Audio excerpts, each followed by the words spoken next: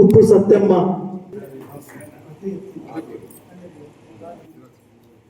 గుడ్లో ముగ్గురు.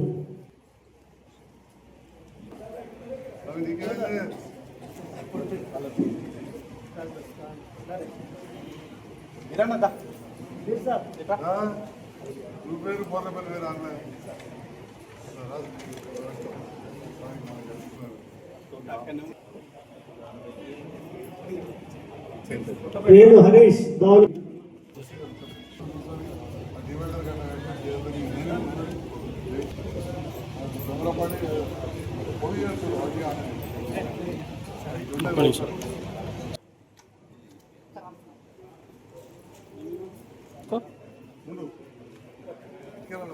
వాణి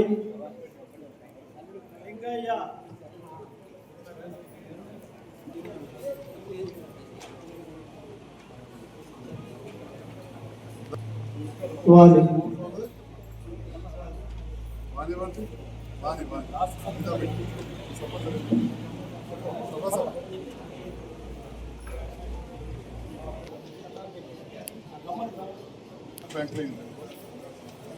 వంద గంగవ్వ వైపు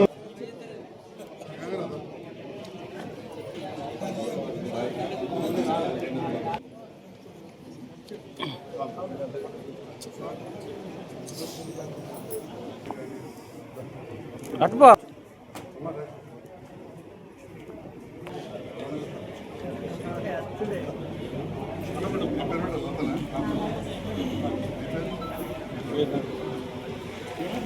సార్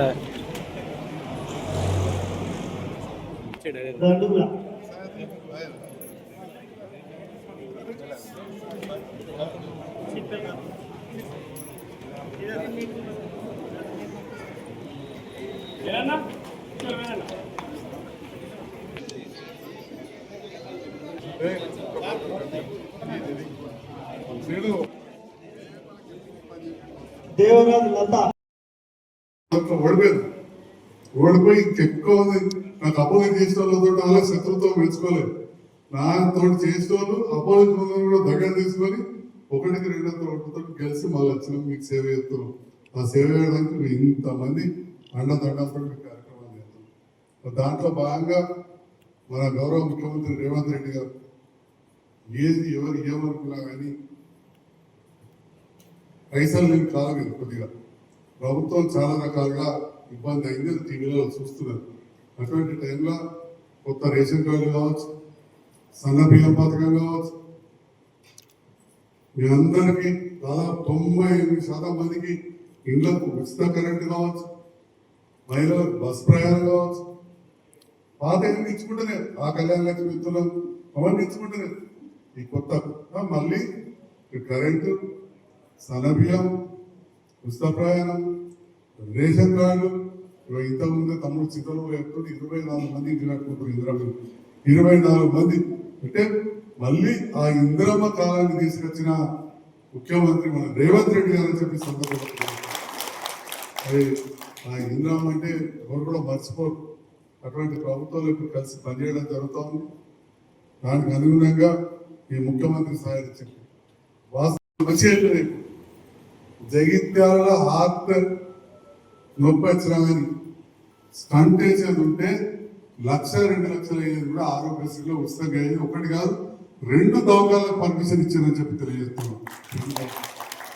అట్లనే ఒక్క డాక్టర్ మీకు తెలుసు నరాసర్గం, దాంతో పాటుగా కిడ్నీలకు ఇవన్నీ కూడా ప్రైవేట్లో కూడా ఉచితంగా అవుతుంది. దాంతో పాటు సర్కార్ దవాఖాన అంత పెద్ద కట్టిన అక్కడ కూడా ఆరోగ్యశ్రీ కరీంనగర్లో ఉంది. ఈ రకంగా అటు ఆరోగ్యశ్రీ ద్వారా అన్ని ప్రైవేట్ హాస్పిటల్లో ప్రభుత్వ హాస్పిటల్ మంచి చేసి జగిత్యాల ప్రభుత్వ ఆసుపత్రి ఇంకా బ్రహ్మాండంగా చేసి దాంతో పాటుగా మన మండలానికి వస్తే నాయకులందరికీ ఎక్కి మా అక్క చెల్లెలు ఉన్నారు. ఇవాళ అత్యధిక పల్లె దవాఖానలు వచ్చిన మండలం ఏదంటే రాయకల్ మండలం చూపిస్తున్నారు. ఎస్ గర్భమేటతో పక్కనే మల్లాపురం కూడా రాయకల్ అంత ఉంటారు. ఎన్ని వచ్చినా మీరే తెలుసుకోరు. మీరేం మాట్లాడు అంటే నేను చెప్తా ఉంటాను. హాస్పిటల్ కావచ్చు, ఇంకేదో కావచ్చు, ఎన్నో ఏళ్ళు పనిచేసాం. ఇక మనకి ఇంకేం చేసాం బోనస్ లెక్కనే రాజకీయం కూడా అట్లనే. అందరు రాజకీయం ఒకసారి ఎమ్మెల్యే అయితే పెద్ద అనుకుంటారు, అవుడే కష్టం. ఒకసారి పోయి 2 సార్లు అయింది. అట్లాంటిది గట్టి పోటీలో చేశారు. సో ఇక ముందు ఏ పని చేస్తా కానీ మనం ఒక ప్రజలకు లబ్ధి పొందే విధంగా, ప్రజలకు ఉపయోగపడే విధంగా ఉండే విధంగా పనిచేసుకుంటూ పోవాలి. అప్పుడే మనకు ఒక సంతృప్తి ఉంటుంది. ఎంతకు మనకి ఏదో కోల్పోయినాం అనుకున్నప్పుడు మనం చేయలేము. ఇక్కడ చాలా మంది మన రాజకీయ నాయకులు ఉన్నారు. ప్రజా జీవితంలోకి వచ్చినాక ప్రజలు మనం నమ్మి అసలు ఓటు వేసాక గెలవని ఓడని ప్రజల కోసం నిరంతరం మన ప్రజా జీవితంలో ఉండాలి. ఉదాహరణకు నేను కూడా ఓడిపోయినా. నాకు తెలిసి నా బంధువులు కూడా మొదటిసారి ఓడిపోయిన పేరెంత మంచిగా ఉండదు. మీ నియోజకవర్గం ఇక్కడ బారు ప్రత్యేకత సభలు 3 సార్లు ఎమ్మెల్యే ఓడిపోయింది. దవాఖానలు వచ్చినాయి. బోర్నపల్లి, ధర్మాజిపేట, ఇటికాల, మైతాపూరు, అయోధ్య, అల్లీపూర్. ఇప్పుడు పక్కన మల్లాపూర్ ఏం నచ్చినా మీరే తెలుసుకోవాలి, లేదా ఆ పక్కన ఖానాపూర్లో ఏం నచ్చినా తెలుసుకోవాలి.